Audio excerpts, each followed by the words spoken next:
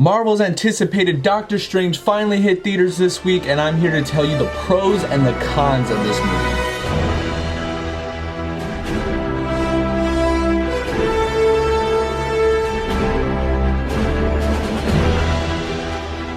Dr. Stephen Strange's life changes after a car accident robs him of the use of his hands. When traditional medicine fails him, he looks for healing and hope. Before long, Stephen Strange is forced to choose between his life of fortune and status or leave it all behind to defend the world as the most powerful sorcerer. So let's break this movie down. Now, I am a Marvel fan, but I am not a biased fan. I will tell you whether it's good, whether it's bad.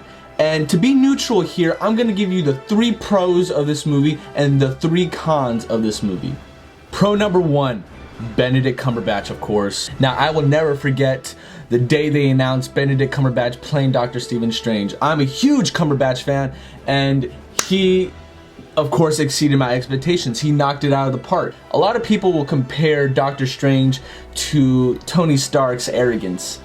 I wouldn't at all. Honestly, it felt like a whole different type. It didn't even feel like arrogant, egotistic. It felt more like he was just a flat out a-hole.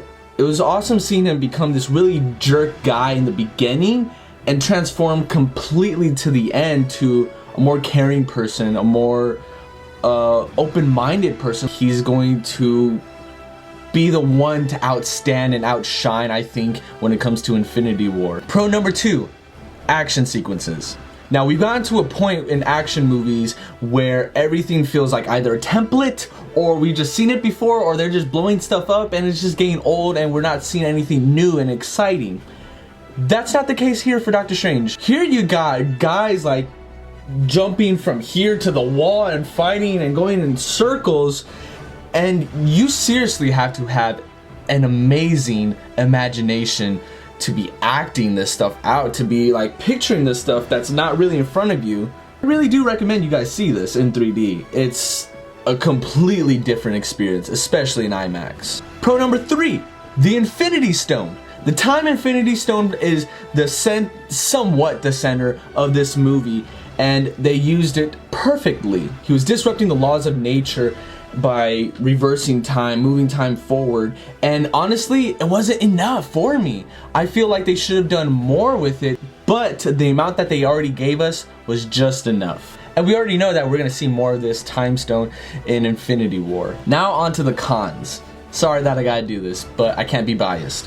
1, the villains. I can't tell who the villain. There was 2 villains, I guess. Mads Mikkelsen's character was working for this Green Lantern cloud looking thingy.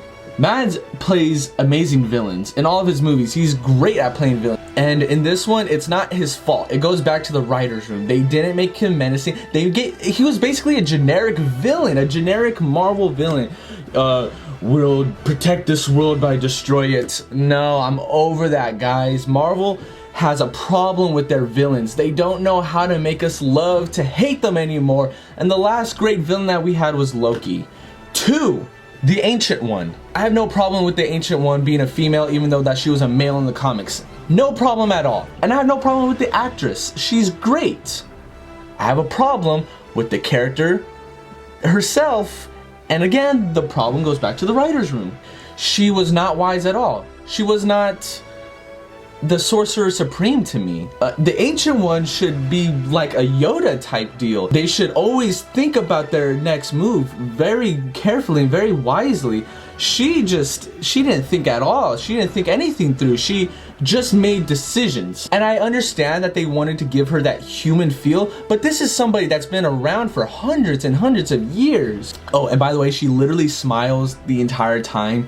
It's annoying. It's like a kid trying to play the Ancient One. Just, hi, I'm the Ancient One. It's super annoying. 3, Mordo's end. Now, I do have to say that this is a bit of a spoiler, so if you don't want to hear this, fast forward a little bit. Mordo is the one who found Stephen Strange as he's looking for the Ancient One. And the Ancient One kicked him out after Stephen's like, teach me all this.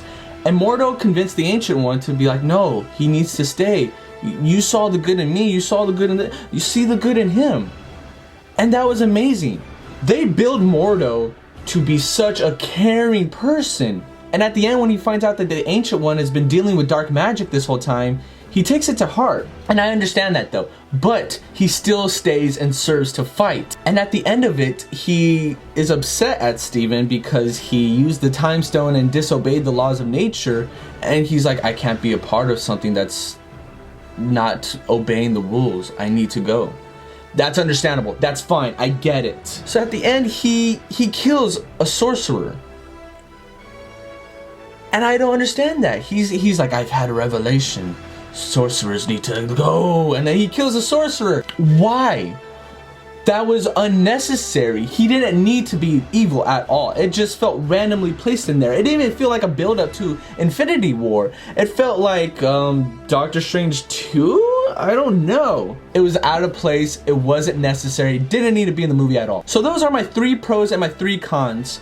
What did you guys think of the movie? Are you gonna go see the movie? Did you already see it? Is my opinion wrong? Let me know in the comments below. Share this video. And as always, thank you for watching.